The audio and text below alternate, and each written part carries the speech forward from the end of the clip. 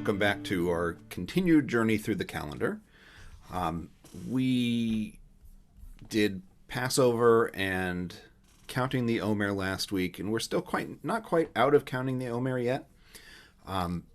So we've got more to talk about because it is actually kind of it and Shavuot are kind of weird in terms of how they fit in to the calendar when you don't have a temple anymore. So it's worth taking another look at how we get these holidays the way they are in kind of the traditional Jewish format. And then we'll look at Shavuot and Lag BaOmer in detail, and then the summer fasting holidays, because there are actually two of them. And I suspect that once we take all those together, we'll definitely be through our usual time. So goals: learn the traditional meanings ascribed to counting the Omer and Lag BaOmer, origins, development, and significance of Shavuot, historical background of the summer fast of 17th of Tammuz, which maybe you didn't even know existed until I just said it, and learning the background and development of Tisha B'Av and its practices. And we'll really just kind of skim the surface on the 17th of Tammuz and Tisha B'Av, because they at least make some sense compared to some of the other holidays like Shavuot, which doesn't always make sense why we still do Shavuot. So we've got our picture of sheaves of wheat again, and talking about counting the Omer and Lag BaOmer, because an Omer is a sheaf of wheat. And we had talked about kind of the biblical origins, that the Torah has this thing that says, okay, well, on the Shabbat after Passover, whatever that means, or after the Shabbat, you start counting and you count for 7 weeks. We talked about this idea that Jewish mysticism has sort of taken some of its concept of separate sort of aspects of its Godhead and assign them to weeks and days so that you kind of work on these things as a connection to the divine.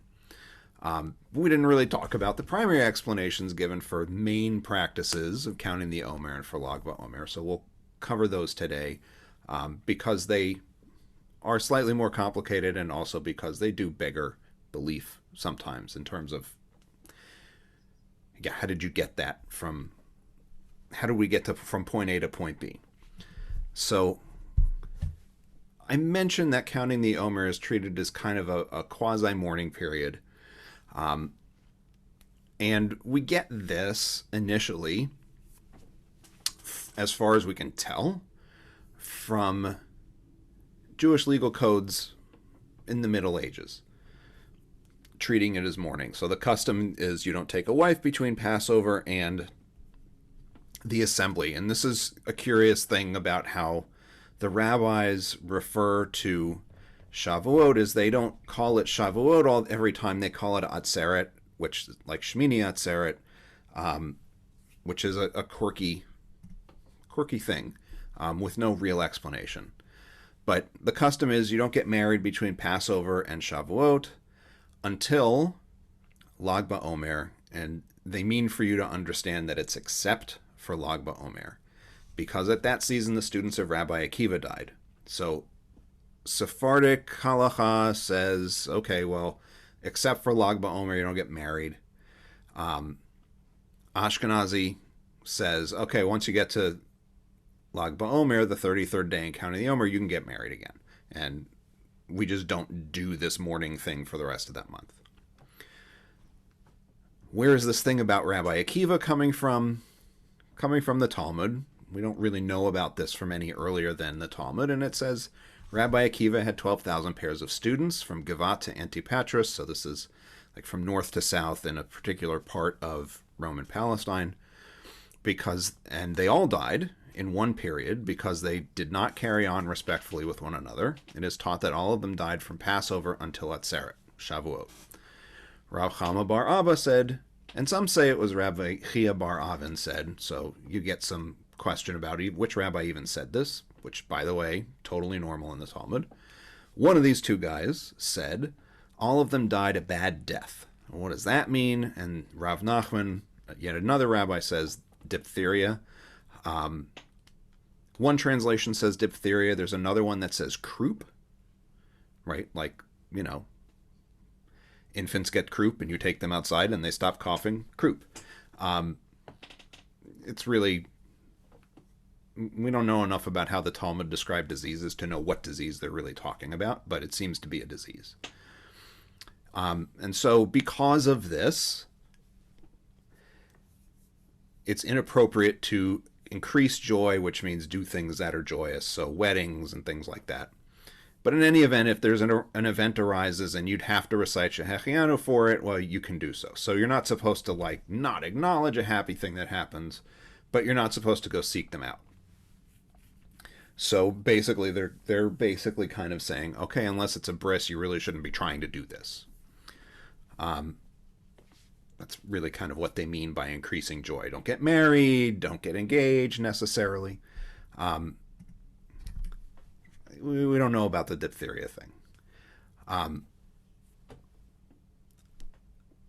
Eventually, historically minded rabbis kind of try to say, well, Rabbi Akiva was killed as a result of the Bar Kokhba revolt in 132 to 135, so maybe they're talking about his students all died along with him during a post-war persecution by the Romans. Nobody really knows. There's no... We're trusting rabbinic texts for all of this, which is not something you really ought to do for historical purposes. And the demographics of this don't work, right? So the likelihood that there were 24,000 students of any single rabbi is really unlikely, right? So he had 12,000 pairs of students, so 24,000 students. The likelihood, given the population of Roman Palestine, that many people were, that many students of an individual rabbi were killed is really, really small. So the Talmud's exaggeration of figures isn't weird, and it's probably reasonable to think, okay, it didn't happen. Or it didn't happen as described, or something. But eventually the idea arises that these students were all killed in some big persecution, and so what we're doing is we're mourning when you do these additional, these restrictions that are imposed during the counting of the Omer by a lot of communities. The idea is that what you're doing is you're mourning these dead students who were killed by the Romans after a war. There's no historical evidence for this, right? There's the Talmud, which is compiled 400 to 500 years after the events of the Bar Kokhba revolt. So we don't really know. It's hard to treat it as really accurate. And there are other explanations that show up for the mourning customs, including sadness at not being able to bring first fruits to the temple, which is when you would start to do this, is during counting the Omer. There's not a great explanation for this. Something happened that created a mourning period, and a lot of these feel like we're trying to find an explanation. We just don't have one. But these practices include not getting married, men not getting haircuts or shaving their beards, no instrumental music, so don't listen to your car stereo, don't go to parties or dinners with dancing, so this is no weddings because weddings are supposed to be joyous, right? So there's a bunch of things that it's treated as kind of a mourning period, so you're not supposed to do these things. You still go to work. You don't have to wear clothing that's been torn or anything like that. And for Sephardim, this goes through the whole counting of the Omer, the whole 49 days from Passover forward. And for Ashkenazim, it stops after Lag BaOmer. Just regional variations. I'm not sure if did I say regional? That's a very strange word. Okay, regional variations. So I've been saying that these are customs or practices, and I think it's worth stopping for a moment for those who aren't familiar with some of the ways things are translated out of Hebrew to explain what sometimes is meant by customs. So there's customs as in, things that we're accustomed to do. We shake hands, things like that. And that can be what customs mean in the world of kind of more Orthodox Rabbinic Judaism.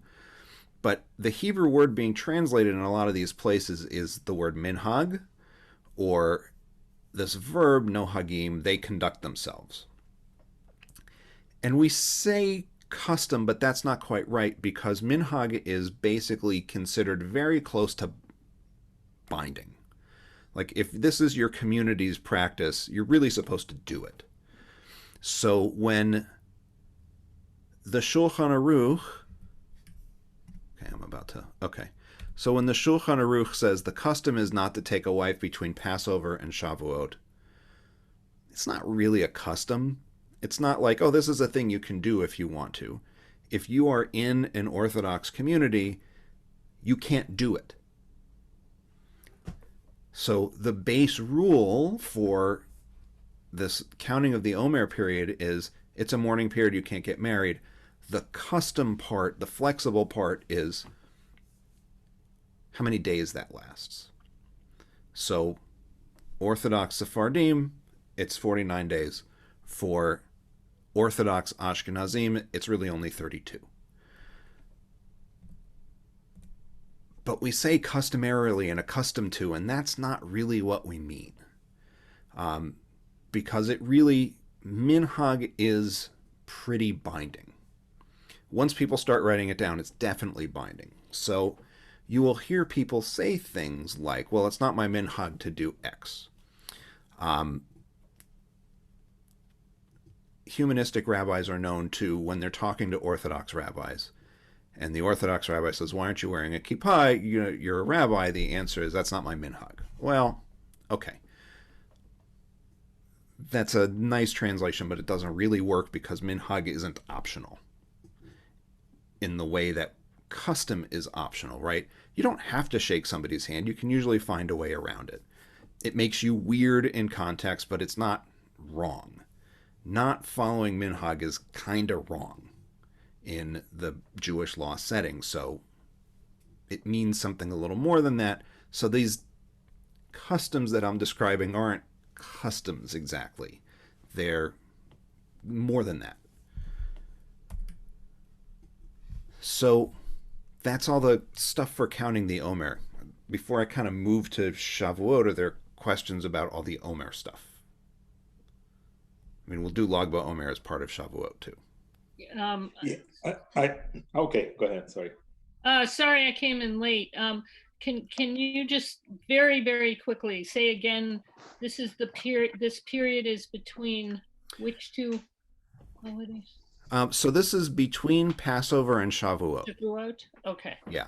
All right. We're going to find out that we don't actually know exactly when this is supposed to happen. Okay. That's its own problem, and we'll get there. Okay. And go ahead. Yeah, Roberto. Right. Yeah, hi. I had a question. So in terms of this difference between the Sephardic and the Ashkenazi custom, what is if the source is the Talmud, I mean, I know that that's not the unique thing, that a lot of differences, but I'm just kind of curious to see if they are looking at the same source, why would be this different interpretation of the number of days of mourning? So the Talmud doesn't actually say counting the Omer as a mourning period. The Talmud has these like little narrative pieces that are assumed to happen within a particular time frame that are read together by later rabbis. So the Talmud isn't actually saying, okay, during counting the Omer, you need to be doing mourning stuff. That developed, and people went back into the Talmud and said, well, we get that from this story, we get that from that story. So it's not, the minhag stuff develops sometimes pretty organically, but then turns into rules because that's what everybody does. So they get written down and they're kind of quasi-rule-like. So both of these communities developed some kind of practice of mourning during counting the Omer they both tie it back to these stories in the Talmud about Rabbi Akiva's students. And then one of them, we're going to see why. One of them stops at 33 days and the other one keeps going and just has a little oasis in time on that 33rd day. And we'll see why, and this pastes together the story a little bit more when we look at why there's that day. Lag BaOmer, why that day happens. You're going to talk about when you start counting the Omer? Oh, yes. Okay. Yeah, we're going to get there because that's a weird one. So, Lag BaOmer, we'll take a little break, right? So, Lag BaOmer is the 33rd day in the counting of the Omer. Lag, so Lamed plus Gimel gets you 33 because a Lamed is worth 30 and Gimel is worth 3 if you use the Hebrew alphabet to represent your numbers. Vowels don't get numeric values, so we don't worry about that part. So Lamed plus Gimel gets you 33. That's the 33rd day in the counting of the Omer. So it's just called Lag BaOmer.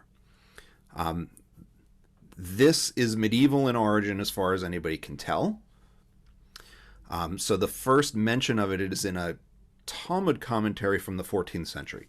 So people are reading the Talmud to justify mourning practices during the counting of the Omer.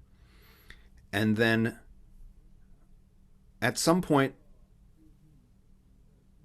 some tradition develops, and we don't know how, that you take a break in one of the days. So they said concerning Rabbi Akiva, this is from this particular Talmud commentary by Menachem Meiri.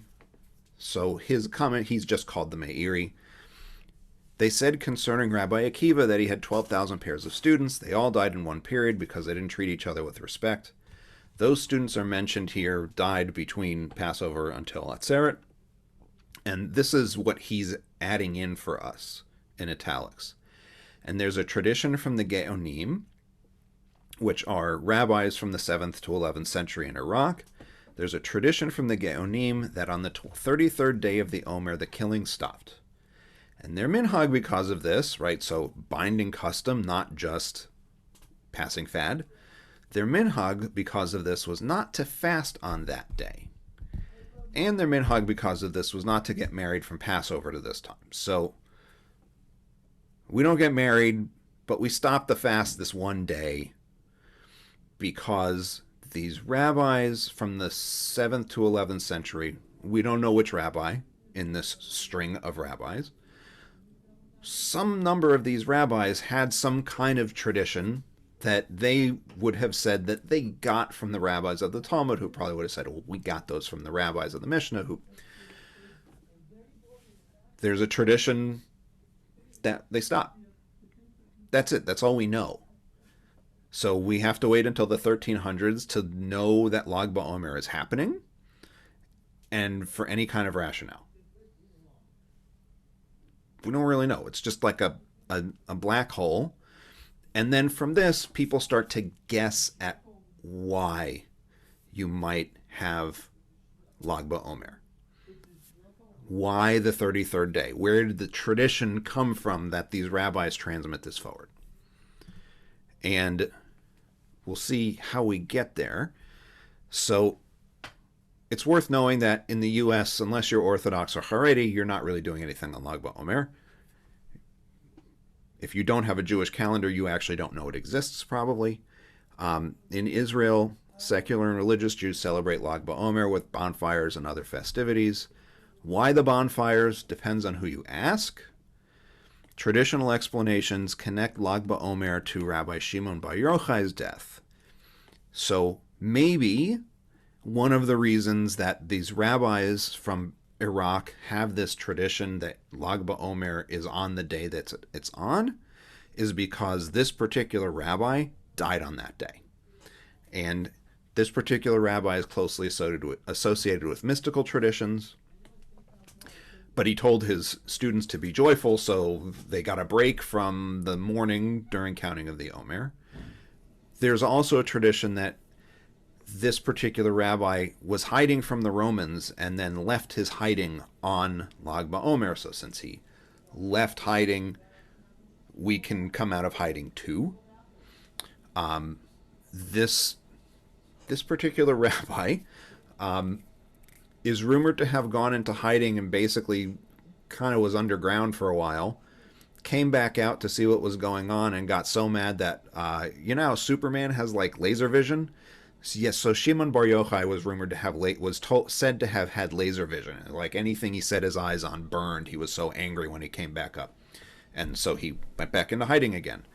The Talmud's a weird book. Well, set of books. The Talmud's weird. And this is a weird story. So that's two possible explanations for where this 33rd day is coming from.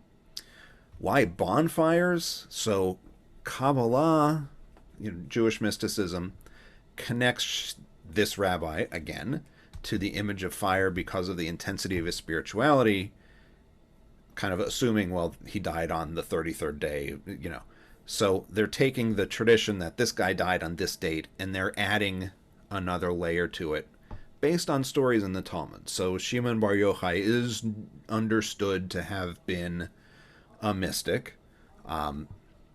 If you've heard of the Zohar, so the Zohar is a Kabbalistic commentary on the Torah.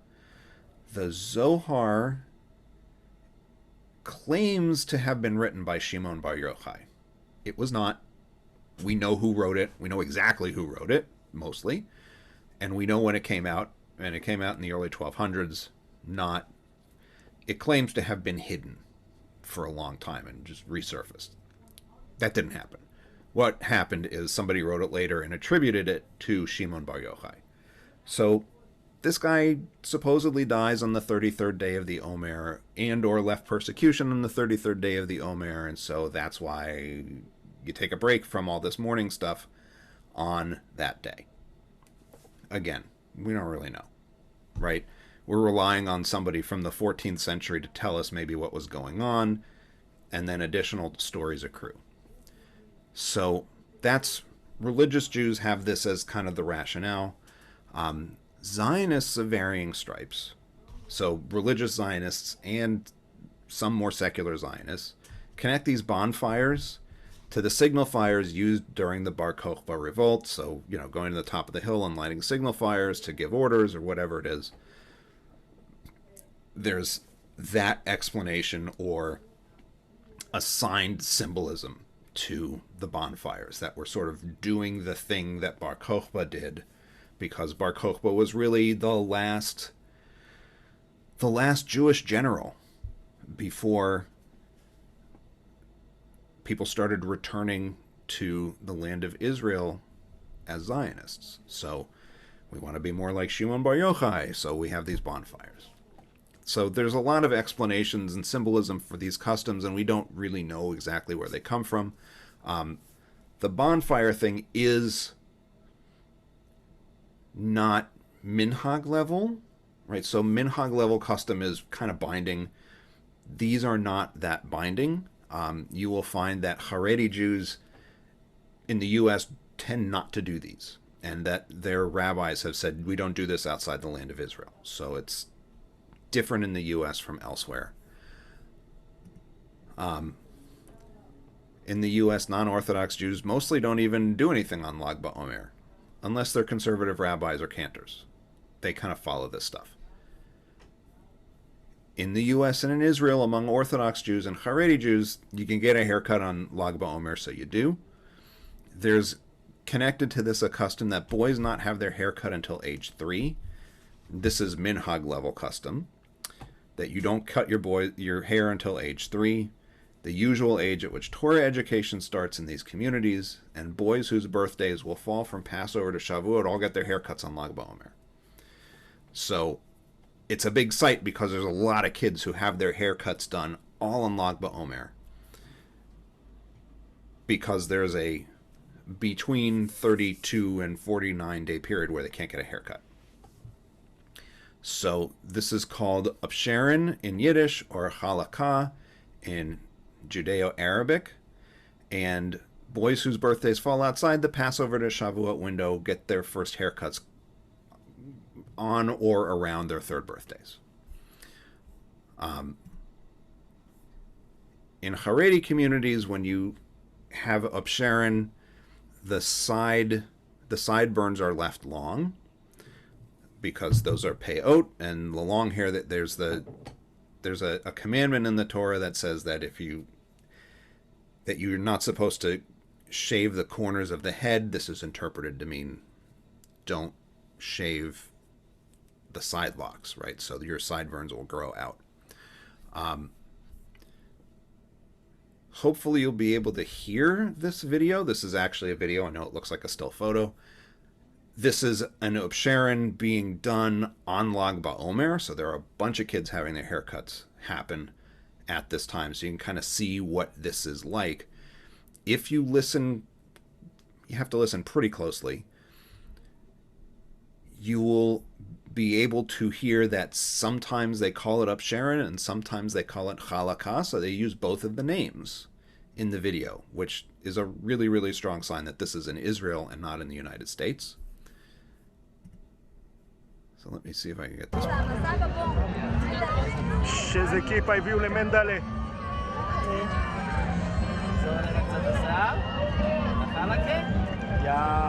תראה מה חתכת לו. איזה חמוד. איפה השקית, אמא? הנה, ויש עושים גם מעניינים אותו. ככה.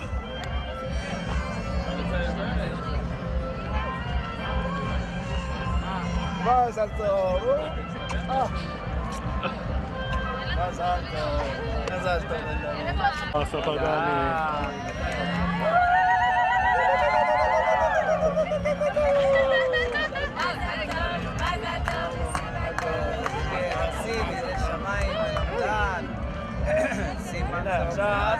עכשיו דוד ברלה יגזור לך. איפה השקית? הנה. מזל טוב.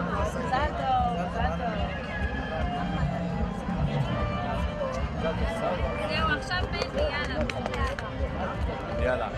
יאללה, אתה. כוכב תקשורת. מנדלה, תסתכל על ברלה. תסתכל עליי, מהקוקו לגזור? כן, מהקוקו. לא, מהקוקו, לא?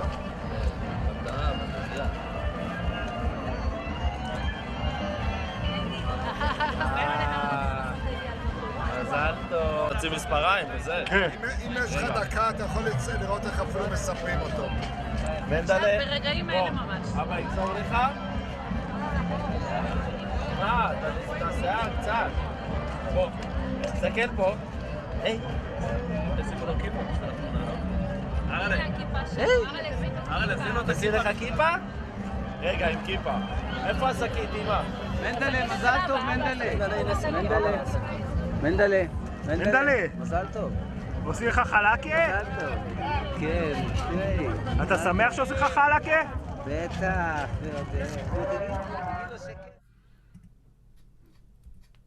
So that was Chalakah.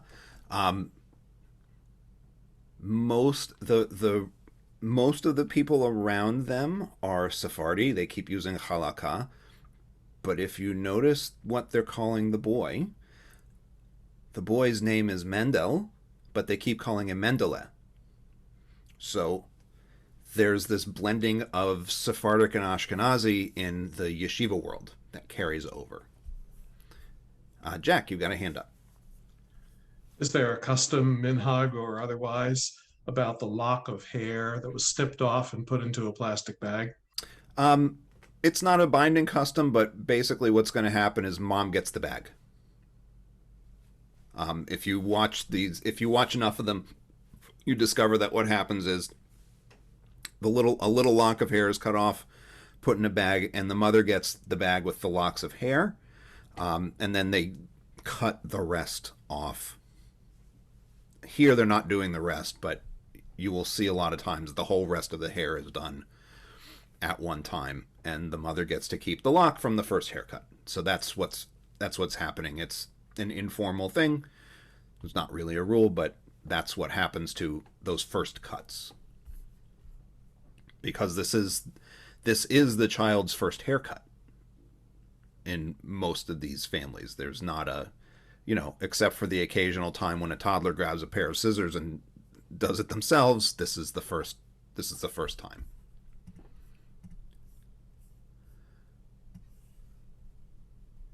Yeah, no, Myrna says she doesn't think that Mendel is Sephardic. Yeah, I agree. This is the boy, the name Mendel is definitely an Ashkenazi name, right? It's not even really a Hebrew name. It's a Yiddish name that kind of gets attached, and the Mendele is the big clue. Joyce. So you talked in this caption here about Judeo-Arabic, but I didn't. Were there Judeo-Arabic names used? I mean, the name of that language intrigues me, but so when they were saying they didn't, most of the men here didn't say upsherin. They said halakha, which is the Judeo-Arabic name for this custom. Judeo-Arabic is Arabic with Hebrew words largely added in. So, we think of Yiddish as this language that's kind of a pastiche of some German and some Hebrew and some Slavic languages, and for the life of us, somehow the word window comes in from Latin instead of any of the other possible languages. It's very strange. Judeo-Arabic is the Arabic equivalent to Yiddish. We think in our heads a lot of the time that Sephardic families, that Sephardim spoke Ladino. But the Ladino is only spoken by some Sephardim, right? Only the ones from Spain and Portugal who then migrated elsewhere. Jews who lived in Algeria often spoke Judeo-Berber. And the Jews who lived in Greece spoke Judeo-Greek, right? So there's, wherever Jews live, a vernacular develops based on the language of the area that they live in. So this is Judeo-Arabic, Arabic plus Hebrew words. The Guide of the Perplexed, Maimonides' Guide of the Perplexed, is actually written in Judeo-Arabic. It's not written in straight Arabic. Right, because when you said halakha, I was thinking the Hebrew word. So the Hebrew word is halakha, with a regular H at the beginning and a ch in the middle, but the ch is really originally a K sound. I'm not pronouncing it well, but the pronunciation of this word in Judeo-Arabic is actually probably halakha. Different word, okay. Yeah, so this is a chet. Yeah. This would be like a Hebrew chet, but it actually doesn't sound like ch. It sounds like ha. I think it's from the word halak, that means to make something not plain. I mean not into segments, right? Because like yeah, exactly. So halak, to make it some kind of more, because you're taking the hair out and making it kind of I don't know, Ami, help me here, but it's kind of making yes, exactly. Thank you. Yeah. So this is halek is to separate. Yeah, so like Perek Chelek is a chapter in the Talmud that means is given that name because it says every Jew has a portion in the world to come. Chelek is the word for portion. So this is the Arabic version of it, but you don't pronounce this. We want to pronounce this. Hebrew speakers want to say halakha, but it's really halakha, and this Q is a swallowed K sound. Arabic speakers can do this. Most Hebrew speakers can't. and Afrikaans speakers do it beautifully. Do they? Okay. Very easy for us. Okay. See? So yeah, that's the word that's in play here.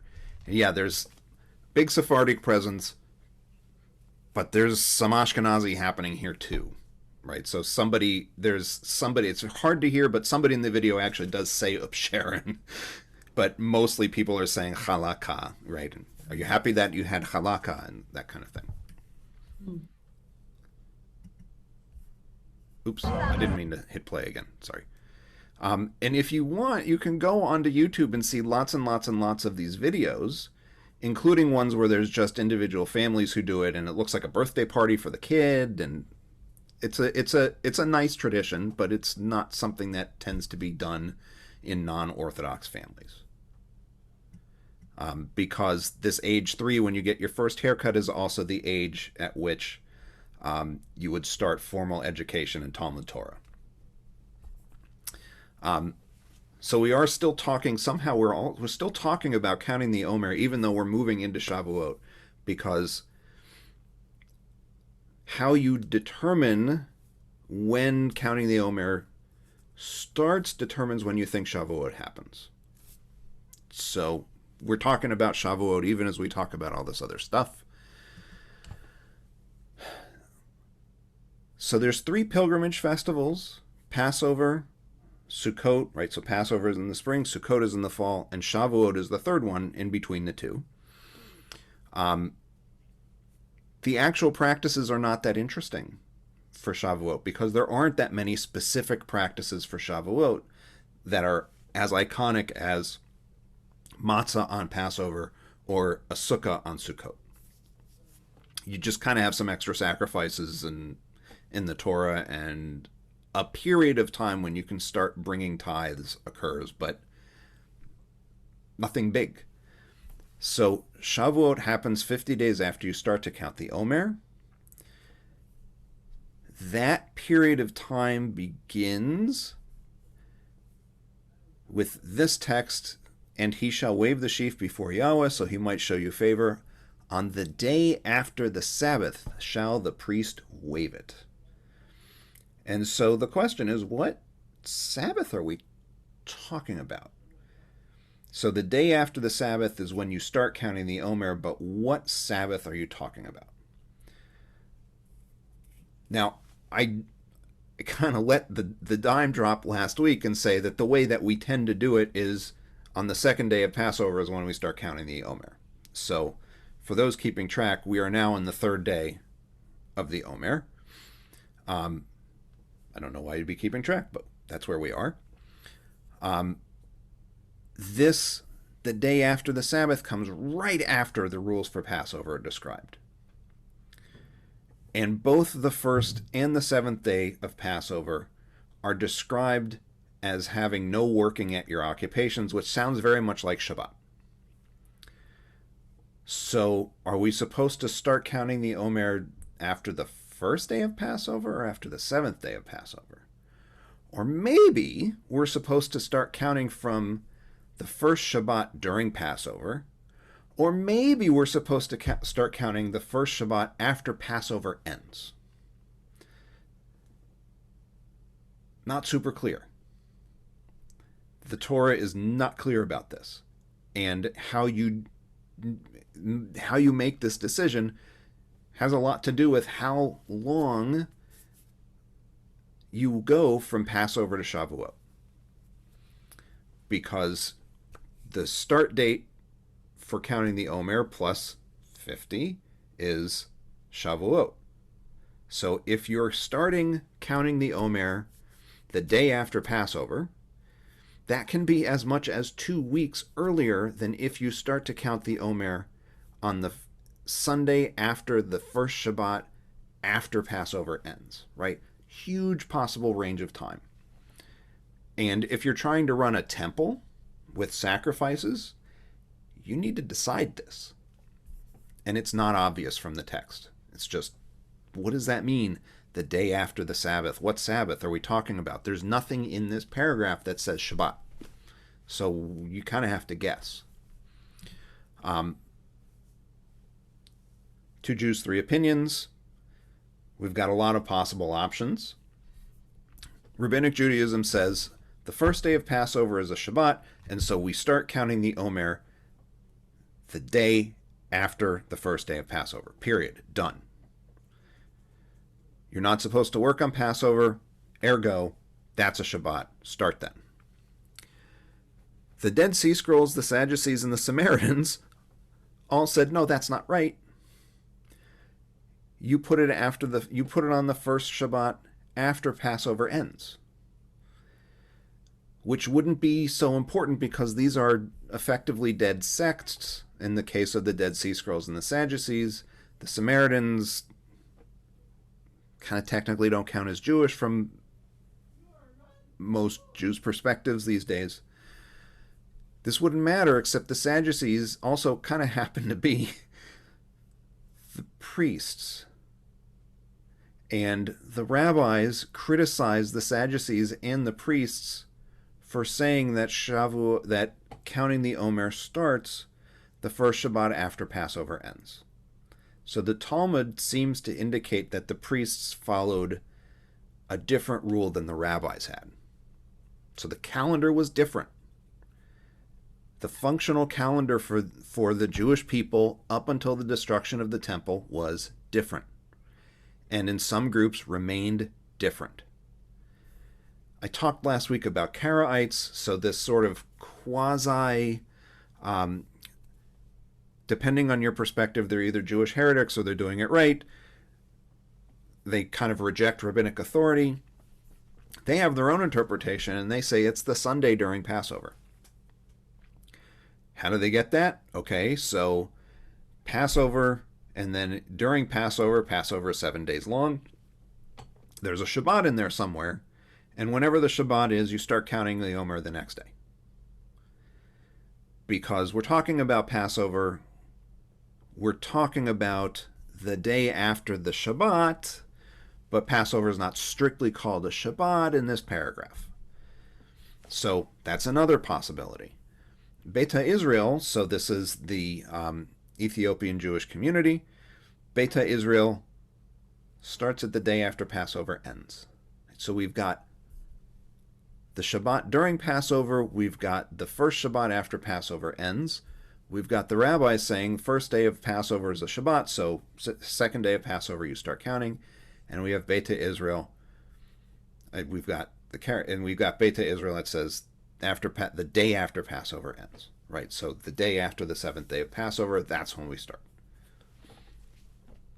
And none of these yield the same calendar.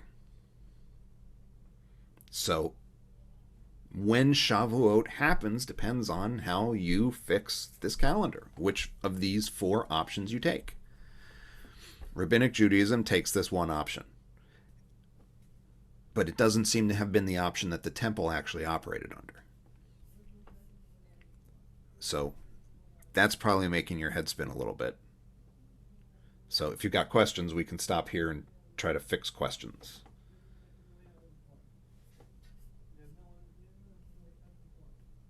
Right, because we're talking about when you start counting the Omer 50 days out, when you start determines when Shavuot happens. Toby. Yeah, well, it wouldn't be the first time that people who live together have different systems. The metric system exists along with inches and feet and can be confusing. But because it came into my mind, how did people live together when things were counted so differently? Mm-hmm. But I guess in separate communities, that's how. Yeah, so the rabbis would have, the Pharisees, right? They're the closest thing we can find to obvious predecessors for the rabbis. The Pharisees would have kind of been mad about the way it was done, but probably still participated. The sect associated with the Dead Sea Scrolls completely opted out. Right? They literally left and went into the desert and said everybody's wrong. So they just didn't participate. Beta Israel developed largely in isolation from the rest of the Jewish world, so they did it the way they decided to do it. And Karaites and the rabbis, as long as there have been Karaites, there's been fights between Karaites and rabbinic Jews about everything having to do with the calendar. So sometimes people just simply said, we're not going to be part of your community anymore. And sometimes people just sucked it up. Mm. The rabbis sucked it up because they wanted to be in charge. Mm-hmm. I have a question from section 1. Do you want me to save it or ask it now? Well, let's circle back. Okay. Because there are a couple other hands up. So Joyce and then Kathy. So go ahead, Joyce. This is just a technical question. You said that right now we're on the 3rd day of Omer. Is that what you said? Yeah. So I was trying to count that. Were you counting like Saturday night to Sunday night as one day? Yeah. So Saturday night to Sunday night is one day of Passover. You counted in the evenings. Okay. So we would have started counting it Sunday night. That was day 1. Monday night, day 2. So. Right. So because we did a second night Seder on Sunday, so that's when you count, is in the evenings. So you count because the day is from evening to evening, and we don't count the first night of Passover. You count starting the next night. Right. So Sunday night, Monday night, first day, Monday night. No, now I'm getting confused again. So the first day of Passover was Saturday through Sunday evening. Okay. The second day of Passover was Sunday evening through Monday evening. So right. If you went to an Orthodox minyan on Sunday night, somebody would have said, today is the first day of the Omer. Sunday night to Monday night. And then if you went last night, somebody would have said, today is the second day. Right. Oh, and so since Tuesday night, since it's already sundown, we're starting the 3rd day now. Right. The 3rd day. Okay. Thank you. That was my question. Yeah, it's exactly as confusing as it seems. Thank you. Kathy. Joyce? Yeah, this question is going to reveal my ignorance, but you're distinguishing between the priesthood and the rabbis. So the priests were in charge of the temple and the sacrifices and all that, and the rabbis took over after the temple was destroyed? Yeah. It's not clear exactly how the process worked. The temple was destroyed, and there's kind of a vacuum that maybe the rabbis fill quickly and maybe they fill gradually. It's not 100% clear. But yeah, they do end up filling the gap eventually. And their way of doing things becomes the Jewish way of doing things for the most part. But they didn't run things before the destruction of the temple. So their version of the calendar is not the accepted version of the calendar. It's the Zadokite priesthood's version of the calendar. So everything the rabbis do is kind of a compromise up until they're in charge. Okay, thank you. Mm-hmm. Okay, Toby, go ahead. So this is for Joyce. Mm-hmm. Maybe it would help if you thought of it as a 24-hour period instead of the word day, because when you use the word day, it suggests daytime. Right. But daytime didn't count as in the calculation of the first day, the first 24-hour period. Right. Right. Thank you. Yeah. I have a question. Yeah, Larry.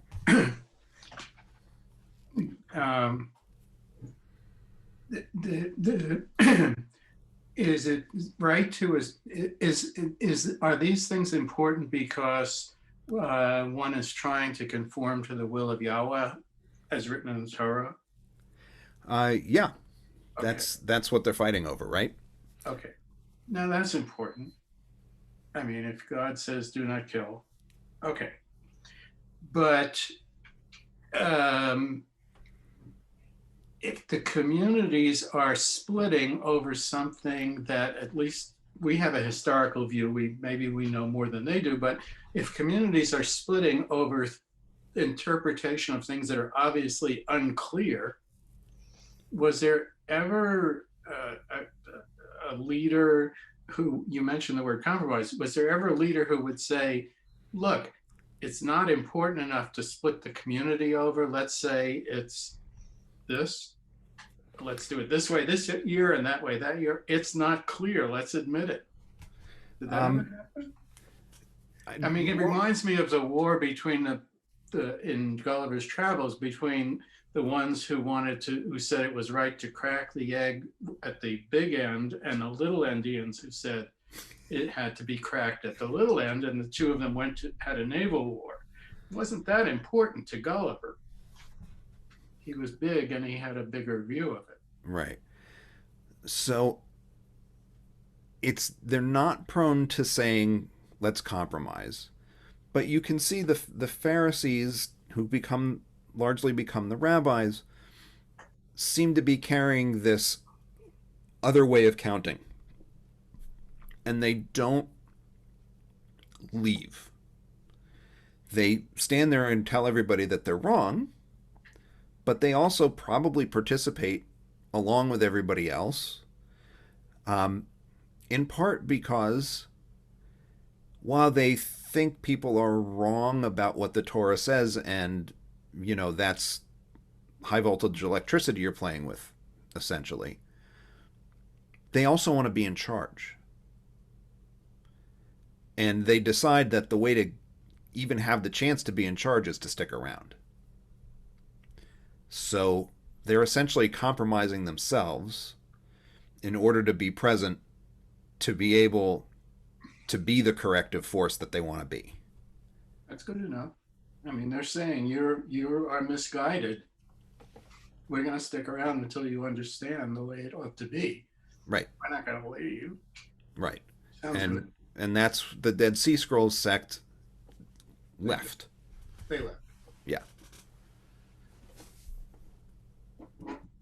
Okay, so the rabbis have another dilemma. They don't just have this. Did they ever say did the Talmud scholars ever say, why did Yahweh leave it so unclear that we could all disagree in 4 different directions? Was it deliberately unclear? So they would not frame it that way. They would not say that anything is deliberately unclear. But definitely unclear if we all disagree. They actually think it's 100% clear. So one of the things that last year we looked at when we talked about Midrash was there are these 13 rules of biblical interpretation, and one of them uses something called a method of interpretation. The name is an Aramaic name, and it's asmachta. And asmachta is a method of interpretation that says if you've got similar language in 2 places, you can kind of slap them together. And so from the rabbi's perspective, it's absolutely clear that Passover is the Shabbat that's being talked about, because Passover is described as having no work, and Shabbat is described as having no work, and the same word for work is used. Slap them together. So they think it's 100% clear because they have rules that tell them how to interpret. So they have no doubt that they're right. They don't think it's complicated. They just think everybody's wrong. Which isn't necessarily a satisfying answer, but is the mindset. So the rabbis have this calendar problem. They also have this other problem, which is, okay, so what do you do with Shavuot when you have no temple? Because there's nothing distinguishing Shavuot. There's no matzah. There's no sukkah. It's like, well, there's an extra sacrifice. It's not even counting the Omer because you don't actually wave the sheaf of wheat around. Like, it's not, there's nothing to it other than like, oh, it's an extra day. That's a holiday of some kind. So what do? Shavuot's commanded, but nothing that you do on Shavuot is in effect if the temple is gone. So does Shavuot just not mean anything? That's kind of the rabbinic dilemma. Well, what do we do with this holiday? And the answer eventually becomes, well, Shavuot is when the Torah was given at Sinai. That's the rabbi's answer for why this holiday is important. And it gets associated with it based on some loose calculation of the time it took to get from Egypt to Mount Sinai. Very loose calculations, because there's only a few time periods mentioned in this. On the third day they got to this place, and the fourth day they got to this place. You don't get a lot of it, but they think they can do the math. But it's not really clear how they got the idea that they needed to work to this conclusion. Like, where did they come up with the idea? Where did it come from that maybe Shavuot is when the Torah was given? That we needed to then go back and do the math to prove it. It's really not obvious. It's possible that the practice already existed, that the belief already existed. And we get help figuring this out from a pretty weird place for most Jews, which is the New Testament. So we talk about the Gospels, right? Matthew, Mark, Luke, and John. People know those names, and they know Paul, even if they don't necessarily know the things Paul wrote, like 1 and 2 Corinthians, from a particular former president. But we don't necessarily talk about the book of Acts very much, even though the book of Acts was written by the same person who wrote the book of Luke.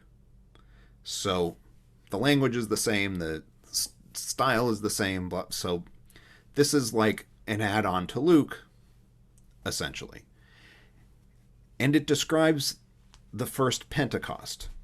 So Christians have a holiday called Pentecost, and Pentecost is the day on which Jesus' disciples were said to have received the divine spirit to go out and preach.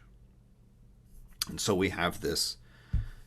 This isn't even the whole chapter, because I don't want to put a whole chapter of the New Testament in here when we don't really need the whole chapter. When the day of Pentecost had come, they were all in one place, and suddenly from heaven there came a sound like the rush of a violent wind, and it filled the entire house where they were sitting. Divided tongues as of fire appeared among them, and a tongue rested on each of them. All of them were filled with the Holy Spirit and began to speak in other languages as the Spirit gave them the ability. And then people are watching and going, well, how did that happen? Right? That's the picture that we have.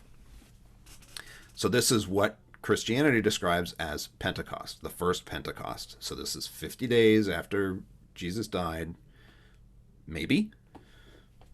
That's eventually how it's calculated out. So Pentecost becomes 50 days after Easter in the Christian calendar, still on a Sunday. But Acts 2 is a description of giving divine communication on Pentecost. Pentecost is the Greek name for Shavuot. So Shavuot equals the word weeks, sometimes translated as Feast of Weeks, but we know it's 50 days after Passover. The Greek word Pentecost means 50, and is the term used by Greek Jewish writers to name Shavuot. So when Josephus talks about Shavuot, he doesn't say Shavuot, he says Pentecost. When Philo does this, when Greek Jewish authors talk about Shavuot, they call it Pentecost. So this happens on Shavuot, according to Acts. Luke assumes we know what Shavuot's about, doesn't explain it, just says Pentecost. And then some of the description is comparable to Exodus's description of Moses' encounter on Sinai, right? This rushing wind and loud noises coming from above. Fire, right? There's this language of fiery tongues appearing and things like that. So there's imagery that ties back to the description of the giving of the Ten Commandments, the appearance of the pillar of cloud at Mount Sinai and the giving of the commandments. Which means that Luke is capitalizing on a holiday that everybody knows what it's already about. They already know that it's about divine revelation. We're just repurposing it, just like they repurpose Easter. Luke knows his readers know this. And Luke knows his readers know this in the year 100 CE. Christians are already adapting some kind of Jewish holiday that has some kind of connection to the idea of divine revelation in the year 100 CE, 100 years before the rabbis will write the Mishnah, 30 years after the destruction of the Second Temple. Christians already know what this holiday is about somehow and are able to adapt it, which means a lot of Jews already knew what this holiday was about somehow. But the Mishnah doesn't describe it, so the earliest rabbinic text doesn't talk about what Shavuot's about. It doesn't even call it Shavuot. It calls it Atzeret. It doesn't use the name that we're accustomed to using. This is how tradition works, essentially. People already knew somehow. And we don't really know how they knew, because people don't leave these documents lying around, or they don't survive. So how did it happen so quickly? It's possible. So I mentioned Philo. Philo is an Alexandrian Jewish writer from the 1st century CE. And he writes a number of works that are commentaries on the Torah, but he also writes a book called On the Contemplative Life. And it's a book that's about a small group in the Egyptian desert whom he calls the Therapeutae. They're healers of some kind. And he describes, among other things, he describes how they celebrate Passover and how they celebrate Shavuot. And they do something that's very similar to medieval and modern Jewish practice, which is an all-night study of the Torah on Shavuot. Through the night. They have a big dinner, they get together, they study the Torah, people sing in a choir. And that's a really weird coincidence. That a practice that creeps up later in Jewish life exists in this really early phase of Jewish life too. So maybe this idea already existed out there and we just don't have record of it. Which is really frustrating because we want to see an idea develop over time and we don't have it. Shavuot just kind of shows up full-formed almost in rabbinic texts, and we're kind of left to go, when did it become the day that the Torah was given? We don't know. Pretty early. By the year 100 maybe? But we don't know how. And things in the ancient world are a black box for us sometimes, and this is one of those times. We just don't know quite how it happened, but maybe people living in diaspora communities already kind of had this idea operating. We don't know. What this tells us is something pretty interesting if you start to think about how tradition develops. So the first mention of Shavuot in rabbinic documents with the names Man Matan Toratenu, the time that the Torah was given, is the 9th century CE. So somehow between the destruction of the temple and the 9th century CE, all this baggage gets added. And we never see the name. We never see the description really until we get to the 9th century. So one possibility is that oral traditions are real sticky. So you've heard me say a lot of times, well, the Talmud says this, but we don't really know where they're getting it from. And that's true. We want to see everything in text because we're a textual society. We live post-printing press. We live with things in our pockets that can pull up millions of words. We think you're going to find a document. That's how our brains work these days. But documents are expensive to produce before the printing press. And they're really expensive to copy because they have to be copied by hand. You got to sit down with a quill and ink and parchment or papyrus, and you've got to write it all out. And there's no carbon copies. So maybe a lot of stuff just doesn't make it into text, but actually does get passed down orally. So it's not unusual for everybody in Judaism to just kind of know about something, but we don't have it written down anywhere until somebody just thinks to write it down. So, we were talking about Lag BaOmer, and somebody saying, well, the Geonim had this tradition. He's writing in the 14th century. The Geonim are dead for 300 years already before the Meiri writes this 14th century Talmud commentary, and he somehow knows about this tradition of the Geonim, and the Geonim would have said, well, we got it from our predecessors. So somehow, this idea of what the basis for Lag BaOmer is gets passed down over hundreds of years, and we don't see it in writing until the High Middle Ages. Hanukkah Story of the Oil is another example. We don't know where that came from. Hanukkah's barely mentioned before the Talmud in rabbinic texts. And it's the Talmud that tells us, oh yeah, there's this thing about oil. Don't worry about the Maccabees. There's this thing about oil, right? And somehow medieval observances will have a scroll of Antiochus that has the description of the Maccabees, even though the Talmud doesn't have it, right? So these things get passed down, maybe without texts, right? So Larry types in, sports fans have a similar tradition in the unwritten rules of baseball, right? Players are judged if they violate them, right? Walking across the pitcher's mound or any of these things. The rabbinic idea is that what's written down in the Torah is not all that there is for the rules, and actually is a very small portion of the rules. Because everything's you have to transmit all of these interpretations, and we do it orally, and we can't write everything down. So maybe that's how Shavuot gets its meaning, and everybody knows about it, and we have no written record of that idea getting transmitted.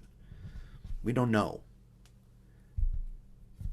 It's just a hard problem, and there's not a solution to it, because we're not really going to find a text somewhere that says, oh, well, this is what it's about, and so-and-so said it to so-and-so who said it to so-and-so. That's not going to happen. We're not going to find that. But that's how we get this meaning for Shavuot handed down to us. So we have this confusing transmission of meaning, and what do people do on Shavuot? So the earliest firm practice as we know it, separated from the biblical period, is changing the daily liturgy. And the rules get complicated enough over time that a separate prayer book will be developed for Shavuot. So a lot of us have seen Machzorim, right? A Machzor is a prayer book for these holidays that come around once a year. If you've been to a conservative or Reconstructionist or Reform or Orthodox synagogue on the high holidays, you've held a machzor in your hands. There are machzors for Passover, Shavuot, and Sukkot, because the rules get complicated enough that you don't want to change the regular Siddur to say, okay, well, don't do this, do this, don't do this, do this. It gets too complicated. Just give people a book. So then you go from A to Z. Modern development, religious Zionists have a Yom HaAtzmaut, right, Israeli Independence Day. They have a machzor for that. So that's taken this similar status for them. So we have the machzor. That's the first thing, because the liturgy changes and you got to change it a bunch. And then over time, some other customs, some are minhag, right, this really firmly established thing, and some are just customs, folkways, develops. So there's this thing of greening synagogues and homes, meaning you get plants and you decorate. So around Shavuot, if you go into a particularly conservative or Orthodox synagogues, you'll see flowers on the bima, because it's Shavuot and that's what you do. eating dairy foods. We'll talk about that in a minute, because why do so many people who are genetically predisposed towards lactose intolerant insist on having a holiday on which you're going to eat a bunch of dairy stuff? It seems like a recipe for disaster. And then this thing called the Tikkun Leil Shavuot, which is all-night study of Jewish texts, and the name is also applied to the collection of texts used for the purpose. So this is the stuff that happens on Shavuot. We don't really know why dairy foods. I feel like we should really get out there. Yeah, I know people eat dairy foods on Shavuot. We don't really know why. The first mention of it is in 1560, basically, by the rabbi who puts all of the Ashkenazic rules into the Shulchan Aruch, right? And we already looked at the Shulchan Aruch talking about mourning practices during counting the Omer. Okay, well, this is the guy, Rabbi Moses Isserles, called the Rema. We actually call the thing that he writes to supplement the Shulchan Aruch, we call that the Rema. So the Shulchan Aruch says X and the Rema says Y. He is identical sometimes with that set of additions to the text. The Rema says we have a custom of eating dairy first and then meat dishes after. So something about the order in which you eat the food. And then over time it evolves to everybody knows about the dairy thing and nobody really talks about eating meat on Shavuot. Why? We don't really know. There's not an explanation, right? This is another one of those. We do this thing and now we got to come up with an explanation. So one of the explanations is, the Israelites get to Sinai and they don't have the Torah yet. And they have all these animals that they've slaughtered and they've got all this meat. And then they gather around Sinai and they get the Torah and they discover they've done it all wrong. They've slaughtered animals that aren't kosher to eat. They've not done the slaughtering right. And so they go back to their tents and they have to dispose of all the animals, which means they only have dairy until they can find kosher animals and slaughter them the right way. And since that's what they had to do when they received the Torah, we do the same thing, right? That's the explanation that's given. This does have a problem with it. And the problem is there's a lot of dairy products that, particularly cheeses, that are made with animal products in them. So it's not the best explanation, right? The greening thing, putting green decorations, makes more sense because Shavuot's a late spring, early summer holiday in the Northern Hemisphere, and there's flowers, and it's nice to do, right? However, there was a very prominent rabbi, the Vilna Gaon, from the 1800s, who actually banned this practice of greening because Christians do that. This looks too much like Easter and the flowers for Easter, and it looks too much like Pentecost and the flowers for Pentecost. Don't do that. So, at least in Lithuania for a while, people didn't decorate synagogues because he said, not Jewish. Don't do that. So Tikkun Leil Shavuot is this all-night Torah study custom that a lot of people engage in. And remember, we talked about the Therapeutae who did something similar. The Zohar, so this mystical interpretation of the Torah, the Zohar actually mentions that mostly only extremely pious people did this in anticipation of the moment of revelation on Shavuot. So again, they know what Shavuot's about. They don't really explain how they got it. The earliest evidence for this happening more broadly is a text by Rabbi Shlomo Alkabetz, who's the writer of Lachadodi, that's sung in Kabbalat Shabbat, where he talks about being with the author of the Shulchan Aruch, and they have this 2-day mystical, psychedelic sort of experience on Shavuot, because they were studying Torah all night. And I don't know, To me, you're studying Torah all night and you're not eating and you get kind of exhausted and weird and all of a sudden things happen to your brain. But he says they had a deep mystical experience. And so we know that they were doing this all-night Torah study thing. Hasidic Judaism, which does kind of engage into Jewish mysticism, and the yeshivas of the late 19th century, which also engaged with Jewish mysticism, popularized doing this. So you will find rabbinical associations and Jewish federations and individual synagogues and whatever. You will find them doing Tikkun Leil Shavuot.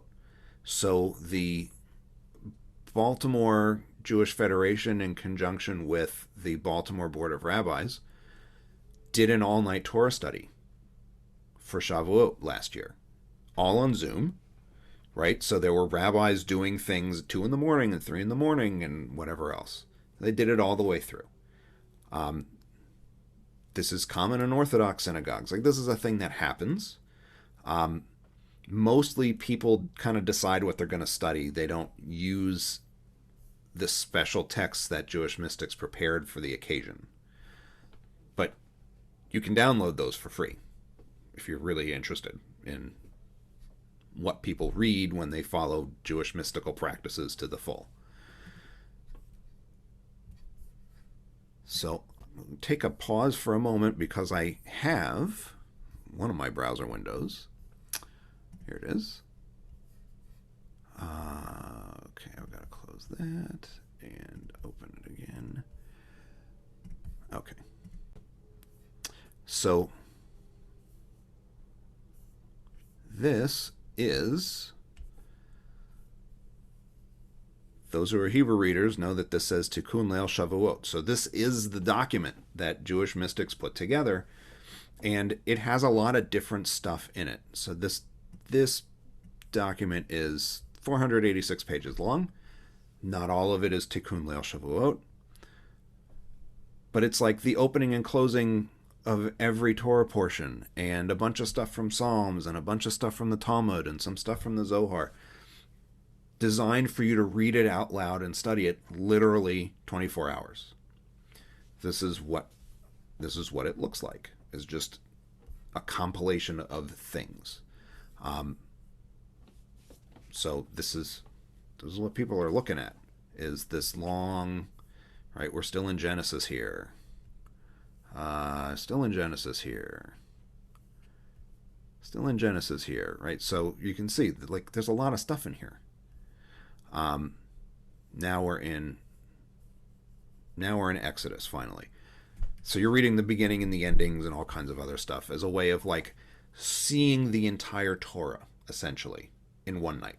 That's the goal that the Kabbalists had, was like, you'll see everything. So it has all the 10 Commandments and all this other stuff. It's a wild ride to go to one of those. They do provide coffee because, coffee has creamer, so you've got another opportunity for lactose intolerance, I guess. Okay, we've got one thing left. There's only a couple of slides left, so I think we can get through these. The fast of the 17th of Tammuz and Tisha B'Av, and their related holidays. So the 17th of Tammuz is primarily a fasting day. If you're not Orthodox, you probably don't know this. If you're not Orthodox, you almost certainly don't do this. Some conservative rabbis probably do this, but really nobody else does. Did you even know that there was a fast day on the 17th of Tammuz before I told you there was one? No. Zechariah mentions a fast in the 4th month at some point. 4th month is Tammuz, so okay, maybe there's something in the Bible. According to the Mishnah, 5 calamities occurred on that day. On the 17th of Tammuz, the tablets were broken.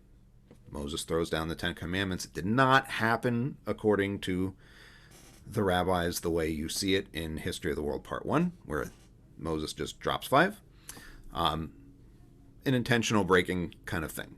So on the 17th of Tammuz, the tablets were broken. The Tamid sacrifice, the sacrifice that happens every day in the temple to ensure that the flame on the altar keeps burning, that happened on the 17th of Tammuz that it stopped. The city was breached. In other words, the Romans managed to break down the city walls to Jerusalem. Apostamos, we don't know who this is, by the way. Some Greek guy burned the Torah scroll, and an image was erected in the temple. In other words, an idol was built in the temple. And we don't actually know which time they're talking about here either. The rabbis kind of guess. And there are different opinions, because they're rabbis, so they have different opinions. So it's just a fasting day. It's connected to these historical calamities by the Mishnah. So it seems fairly safe to say that they're thinking about the things that happened to them with the city being breached and things like this. They're coming up with explanations for a thing that apparently was already done. And then Tisha B'Av, the word Churban means destruction. So Churban Habayit is the destruction of the house, meaning the temple. So the Mishnah says, the same chunk of the Mishnah, on Tisha B'Av it was decreed that they would not enter the land. So this is the Israelites getting cranky enough that basically Yahweh says, this whole generation doesn't get to go into the land of Canaan. The temple was destroyed, both the first and the second. Beit Ar, which was the Bar Kokhba revolt's stronghold. Beit Ar was conquered by the Romans, and the city, meaning Jerusalem, was plowed under. So after the revolt and the destruction of the temple in Jerusalem in the year 70, the Emperor Hadrian in the 120s decided that they were going to build a new city because Jews were causing him problems still. There were still revolts, so he said, I'm going to plow over Jerusalem entirely. We're going to build a new city. It's going to be called Aelia Capitolina. This is the fifth catastrophe that they're talking about. And when Av begins, joy diminishes. So this is parallel to a phrase, when Adar begins, joy increases, right? So that was the month that Purim happens. This is the month of Tisha B'Av, marking the destruction of the temple. Mourning practices start on the first day of the month of Av, and they run through the 9th day. So people don't get married. You start to reduce the amount of meat that you eat during those days in a lot of places, things like that. And so you get this gradual reduction of luxuries, and then on Tisha B'Av itself, the Jewish liturgical calendar for the day is kind of tossed upside down. So tefillin and the prayer shawl, talis, not the undershirt, those don't get worn in the morning, they get put on in the afternoon. Ordinarily, you do that in the morning if you're an Orthodox Jew. The curtain of the ark is drawn open to symbolize the rending of the parochet. So there was a curtain in front of the Holy of Holies in the temple. And to symbolize that, if you go into a synagogue that's doing Tisha B'Av services, they will actually have the curtain open to the Torahs. You sit on the floor, on low benches during the services. The Book of Lamentations is chanted, so this book of biblical poetry is chanted, and it has its own trope, that has its own melody that is very, very plaintive and actually is rather complex. It changes 3 or 4 times throughout the book. The lights are usually turned off in a synagogue, so you're reading by candlelight or whatever comes through the windows. Fasting and all this other stuff that's comparable to Yom Kippur. Don't wear leather shoes. Don't do that stuff. And then the traditional meal right before the fast starts is a hard-boiled egg dipped in ashes that you eat with a piece of bread. So, very spare meal beforehand. And then you get some readings from Jeremiah and from the Talmud and chanting of kinim. These are poems of lament that people have written mostly during the Middle Ages. So, this big mourning holiday, M-O-U-R, this big mourning holiday happens. This is really the depth of summer when Tisha B'Av happens. So late July, early August, which pretty hot most places in the Northern Hemisphere. So that's when this holiday is celebrated, which sometimes adds an additional layer of to it.